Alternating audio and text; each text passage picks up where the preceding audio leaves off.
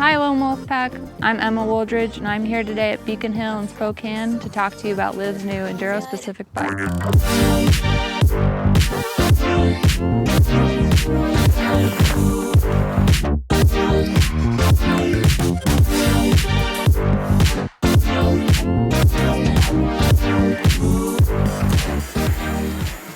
The Liv Intrigue LT Advanced Pro Zero is Liv's long travel Intrigue and is the higher end model offered at a retail price of $12,500 in the insanely beautiful color Mirage. I was able to jump on this bike about a week before Sturdy Dirty, which is an all-women's enduro race in early July, and my last ride will probably be my last enduro race of the season, Eastoberfest. I've had a chance to review this bike over the long term and was able to ride a variety of terrain including Snoqualmie, Legacy, and Silver bike parks, West Side routes, flowy single track, Beacon Hill rock slabs, and the Canfield steeps. The Liv Intrigue LT Advanced Pro Zero has 150 millimeters of travel in the rear and 160 millimeters up front. I tested this bike on a size medium, which has a 442 millimeter reach and chainstay, a head tube angle of 65.1 degrees in the middle setting, a seat tube angle of 77.6 degrees, 30 millimeters of bottom bracket drop,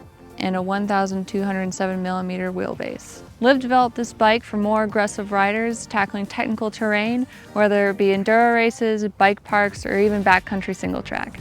They incorporated performance factors like long travel using their special Maestro rear wheel suspension, adjustable frame geometry using a flip chip that also allows for some wheel size adjustability on the medium and large sizes, and mixed wheels on the extra small and small sizes. Other special features include Fox's Livevalve, in-frame storage, and sizing focused on women's geometry. Liv is a sister company of Giant, and they do not offer frame-only options. Instead, the Intrigue LT Advanced Pro is offered in only 2 models, with the Zero being the more higher end and one as an entry-level model. The Intrigue's front and rear triangles are made from advanced grade composite, keeping the weight down and the stiffness high. It comes equipped with 150 millimeters of Maestro rear suspension featuring the Maestro 3 flip chip technology, driven by Fox Factory Livevalve, which is custom tuned for Liv and paired with Fox Factory's 36 Livevalve 160 millimeter fork. For the drivetrain, all components are covered by SRAM, with the derailleur, cassette, and crankset being XX1 axis and shifter being the axis rocker. The Pro Zero is equipped with Shimano XTR brakes with 203 millimeter rotor in the front and 180 millimeter in the rear. The Trans X dropper is travel adjustable with a size medium travel range of 140 to 170 millimeters. Both the handlebar and stem are Giant's in-house contact components. The bars are 760 millimeters wide and the stem is 50 millimeters. The front tire is a Maxxis DHF at 2.5 inches wide with EXO casing. The rear is a Maxxis dissector at 2.4 inches wide with EXO casing as well. The wheel set is all Zip 3.0 Moto, which includes the hubs and the spokes.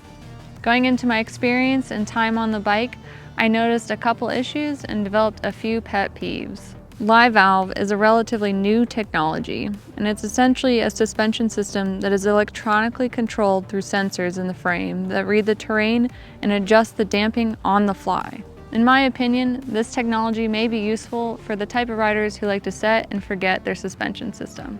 I found with a more aggressive pace that I couldn't find a sweet spot in the settings, which are all controlled by an app that doesn't allow you to independently change the front and rear suspension. For the riders who are oriented towards cross-country, I could see the system being beneficial for them. A specific pet peeve that I have is with Livevalve and its finicky Bluetooth connection. During bike and Livevalve setup, the bike has to be stood perfectly straight for the sensors to be calibrated.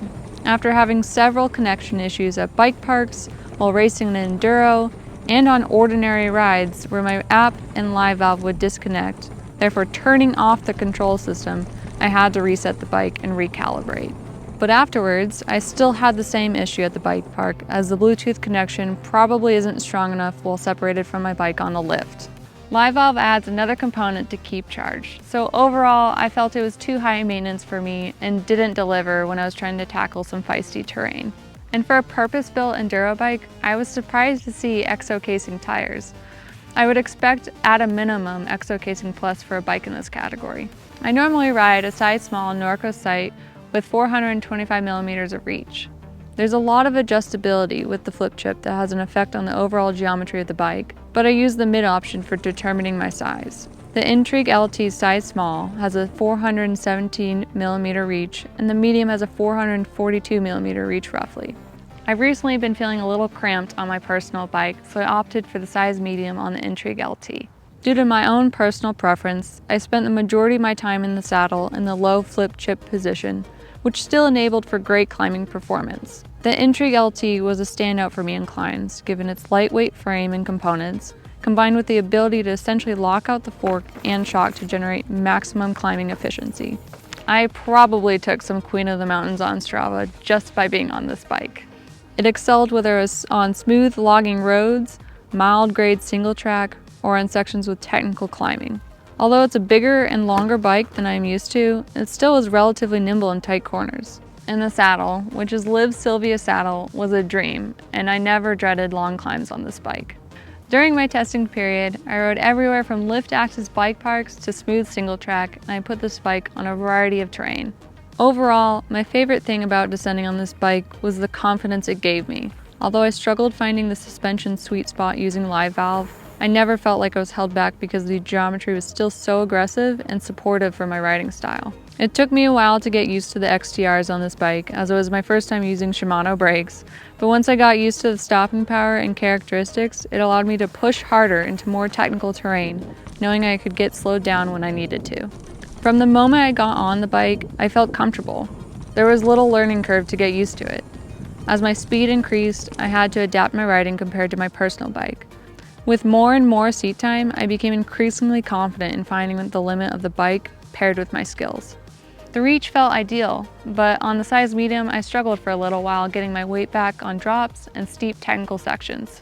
The chain stay length was longer than I was used to, so it was hard to transfer weight, but also maintain good control in the front end. The adjustment period was short, and I've learned to adapt to this bike's characteristics. As this bike is longer than what I'm used to, it also took a short period to adapt to cornering. I learned to plan my entrance and exits more in advance, but don't have trouble navigating some of the twisty and narrow corners that exist on my home mountains trails. This bike performed just as well on flow as it did on tech. It rolled without hindrance and maintained momentum. The Maestro suspension platform gave me plenty of support in high G, smooth bike park-esque berms without sacrificing small bump compliance and bottom-out support on more technical, chunky terrain.